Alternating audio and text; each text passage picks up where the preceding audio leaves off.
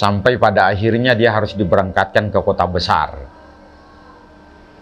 Lalu di sana memang ada satu klinik di kota besar itu yang bisa kira-kira membantu untuk menyelesaikan penyakit dari wanita itu. Ya, wanita itu kan karena sudah beberapa tahun dia sudah juga berkeluarga.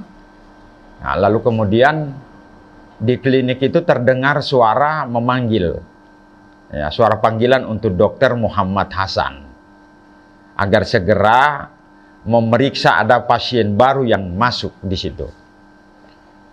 Nah, Dokter Muhammad Hasan itu akhirnya pergi mengecek di ruangan check up dan dia sedikit terkejut. Dia seperti mengenal ini dari sorot mata ibu itu.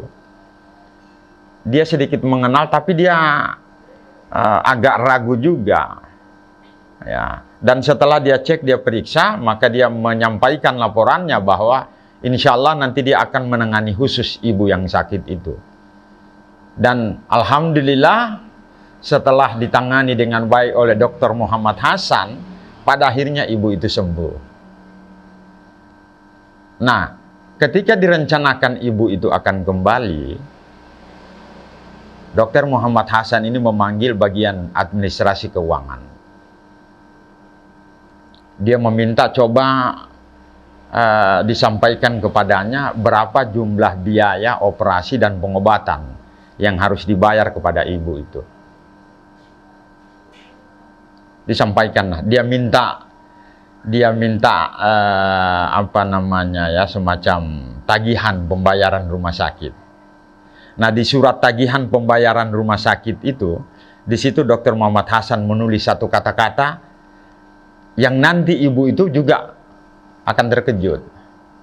Di situ dia tulis semua biaya operasi dan pengobatan sudah lunas, dibayar dengan segelas susu. Itu yang dilakukan oleh Muhammad Hasan. Lalu tagihan itu diberikanlah kepada ibu yang sudah alhamdulillah sehat, dan dia memang ketika itu juga bertanya mau bayar dengan apa, dan dia yakin biayanya sangat-sangat besar sekali. Ya, di samping dia dioperasi juga pengobatan dan berhari-hari dia menginap di situ. Tapi perasaan yang dialami ibu itu juga persis juga yang dialami oleh Dr. Muhammad Hasan. Dia seperti mengenal dengan baik sorotan mata, ya, dokter itu. Tetapi juga dia tidak berani untuk membuka itu surat tagihan karena dia khawatir jangan sampai terlalu besar dan tidak bisa membayarnya. Namun karena dia sudah harus keluar, dia buka tagihan. Disitulah ibu itu terkejut. Dan dia mengerti siapa ini yang bernama Dr. Muhammad Hasan.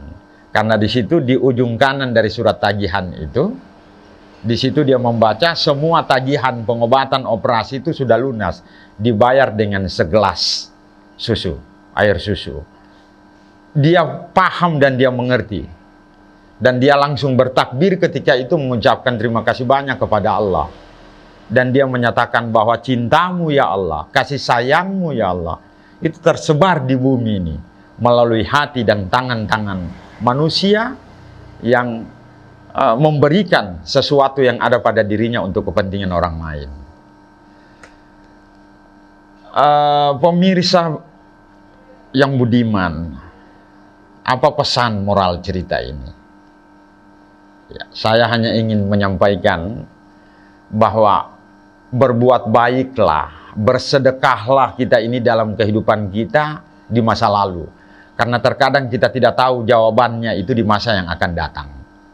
Jadi peristiwa dari Dr. Muhammad Hasan dengan ibu itu adalah kisah yang menggambarkan bagaimana dia hanya dengan segelas air susu yang dia berikan kepada seorang anak yang dalam keadaan lapar ketika itu, ternyata membuahkan hasil yang sangat luar biasa yang dia sendiri tidak pernah membayangkan untuk bisa mengobati apa yang pernah dialami dari penyakitnya.